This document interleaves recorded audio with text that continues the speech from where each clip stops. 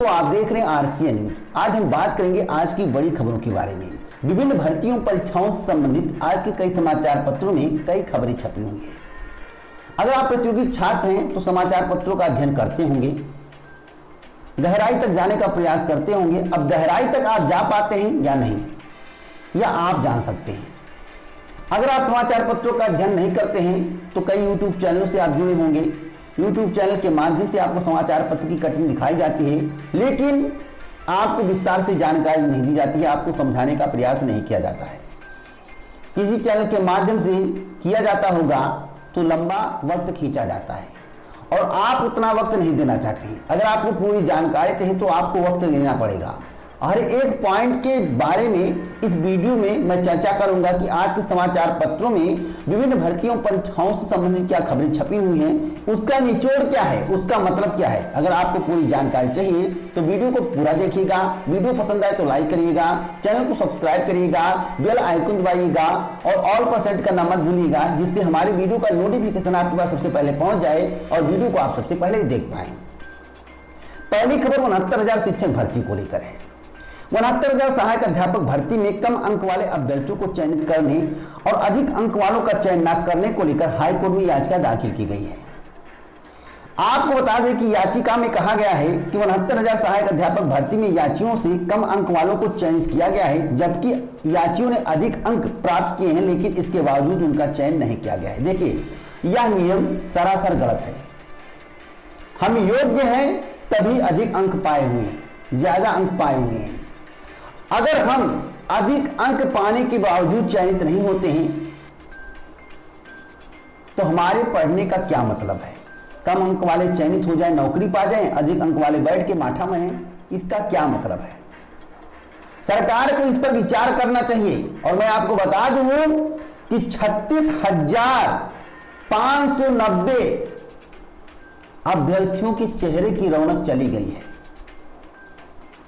जो बॉर्डर पे थे, जिनके कम अंक थे, ऐसे 26,590 अभ्यर्थी हैं जिनके चेहरे की रौनक चली गई है। और जो नियम कानून बनाए गए हैं 69,000 शिक्षक भर्ती में, मुझे यह सही नहीं लगता है कि अधिक अंक वाले बाहर हो जाएं और कम अंक वाले अंदर हो जाएं। ये कौन सा नियम है। सरकार इस पर पुनः विचार करे, पुनः मेरिट जारी करे। यह सरासर गलत है। अगर आप योग्य अभ्यर्थियों का चयन करना चाहते हैं तो आप योग्य को कैसे परखेंगे, कौन योग्य है कौन अयोग्य है। आप परीक्षा करवाते हैं, कॉम्पिटिटिव एग्जाम करवाते हैं, उसमें जिसके सबसे ज्यादा नंबर होते हैं वही योग्य माना जाता है।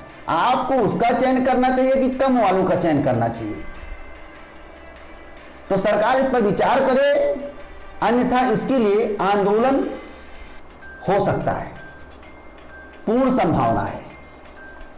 अगली खबर, सीबीएसई ने बदला 10वीं और 12वीं बोर्ड परीक्षा की पेपर का पैटर्न।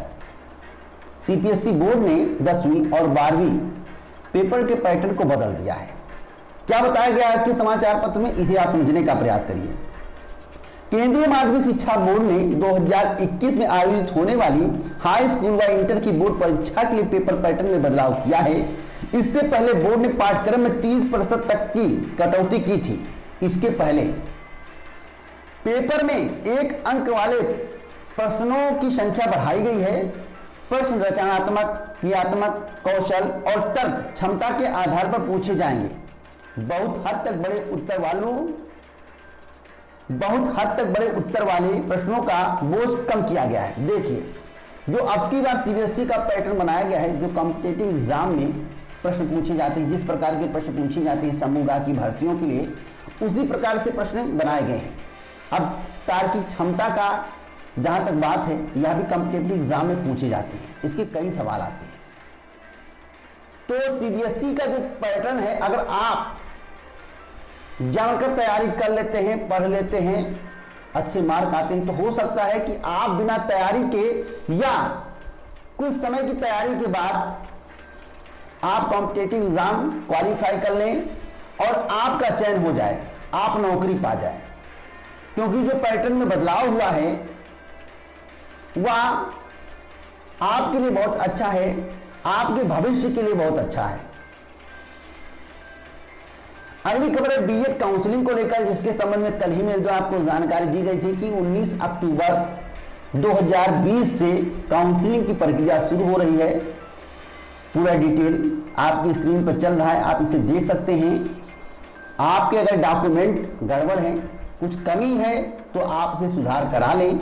अगर आपके पास मौका नहीं है तो एफिडेविट लगाकर काम चला लें, भविष्य में उसे सुधार करवा लें। अगली खबर असिस्टेंट प्रोफेसर भर्ती को लेकर है। असिस्टेंट प्रोफेसर भर्ती का विज्ञापन कब जारी होगा, इसके संबंध में एक सेपरेट वीडियो में जल्द लेकर आऊंगा। आज के समाचार पत्र में जो खबर छपी हुई है उसमें बताया गया कि असिस्टेंट प्रोफेसर चयनितों को जल्द मिलेगी नियुक्ति, जिसकी तैयारियां शुरू कर दी गई हैं। आप थोड़ा और इंतजार करें, नवंबर माह तक आपको नियुक्ति पत्र दे दिया जाएगा, इसकी पूर्ण संभावना है। अगली खबर पीसीएस एसीएफ आरपू प्री की उत्तर कुंजी को लेकर है। उत्तर कुंजी जारी कर दी गई। जब उत्तर कुंजी जारी हुई है तो कटऑफ में बड़ा फेरबदल हुआ है। जो मेरे द्वारा एक्सपेक्टेड कटऑफ आपको बताया गया है उससे कम एक्सपेक्टेड कटऑफ अब होने वाला है। जो कटऑफ मैं दोबारा लेकर आऊंगा उसमें मैं आपको बताऊंगा अब कटऑफ कितना जा सकता है। मेरे द्वारा पहले बताया गया था कि 94 क्वेश्चन ±2, जिसके सही है उसका चयन होगा, लेकिन पदों की संख्या बढ़ रही है। लगभग 400 450 के करीब पदों की संख्या हो जाएगी। जब पदों की संख्या बढ़ेगी तो मुख्य परीक्षा के लिए उतनी ज्यादा अभ्यर्थी चयनित किए जाएंगे। जब ज्यादा अभ्यर्थी चयनित किए जाएंगे तो कटऑफ नीचे जरूर आएगा। साथ साथ भूगोल और इतिहास के जो प्रश्न थे प्रतियोगी छात्रों के पसीने छुड़ा दिए। जितने भी अभ्यर्थी पीसीएस प्रीलिम्स 2020 में बैठे 11 अक्टूबर 2020 को, सबके पसीने छूट गए। तो कटऑफ कम जाएगी, काफी कम जाएगी, जिसकी उम्मीद आप नहीं कर रहे थे।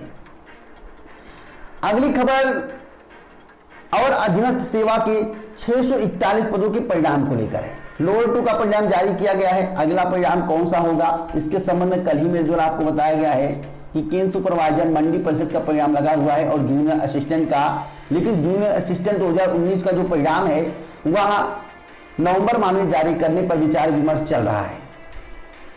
लोअर 2 का लंबे समय से पेंडिंग था। अभ्यर्थी जितने भी थे काफी परेशान थे, अब जाकर परिणाम आया है। इंटरव्यू तिथि नवंबर माह में घोषित कर दी जाएगी। एक खबर है कि गवर्नमेंट प्रेस में 800 पदों पर भर्ती जल्द। देखिए, अगर आप विगत 20 से 25 दिनों का समाचार पत्र उठाकर देख लें तो प्रतिदिन भर्तियां समाचार पत्रों में आ रही हैं, लेकिन पटल पर दिखाई नहीं दे रही। अभी तक आप किसी भी भर्ती के लिए आवेदन नहीं किए होंगे, केवल समाचार पत्रों में विज्ञापन जारी हो रहा है। अब कुछ लोग कह रहे हैं कि चुनाव के मद्देनजर किया जा रहा है, कुछ लोग कह रहे हैं कि परीक्षा को सही तरीके से कराने के लिए उसमें कुछ नियम कानून का बदलाव हो रहा है। अब क्या हो रहा है वह तो समय बताएगा। फिलहाल ज्यादातर लोगों का मानना है कि यह चुनाव के मद्देनजर किया जा रहा है। अब 800 पदों पर भर्तियां कब आएंगी इसके संबंध में पूरी जानकारी इस वीडियो में आपको दी जाएगी। इसके लिए एक स्पेशल वीडियो में जरूर बनाऊंगा आपको समझाने के लिए। शार्ट में मैं आपको जानकारी दे रहा हूं।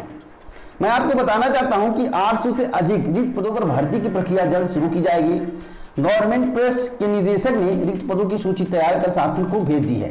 अब शासन की तरफ से जैसे ही मुहर लगेगी इसका अध्याचन आयोग को भेजा जाएगा। नियमावली तैयार होने के बाद इन पदों पर भर्ती की प्रक्रिया शुरू हो जाएगी। गवर्नमेंट प्रेस के निदेशक अतुल श्रीवास्तव ने बताया कि नियमावली बनने के बाद सभी रिक्त पदों की भर्ती एसएससी के माध्यम से कराई जाएगी। चारों शाखाओं को मिलाकर 800 से अधिक पद रिक्त हैं, तो एसएससी के माध्यम से भर्तियां होंगी। आप इसको नोट कर लीजिए क्योंकि इसमें स्पष्ट लिखा हुआ है। भर्ती का विज्ञापन कब जारी होगा, तो फरवरी या मार्च माह तक। इससे पहले विज्ञापन आने की संभावनाएं बहुत कम है। मैं 2021 की बात कर रहा हूँ।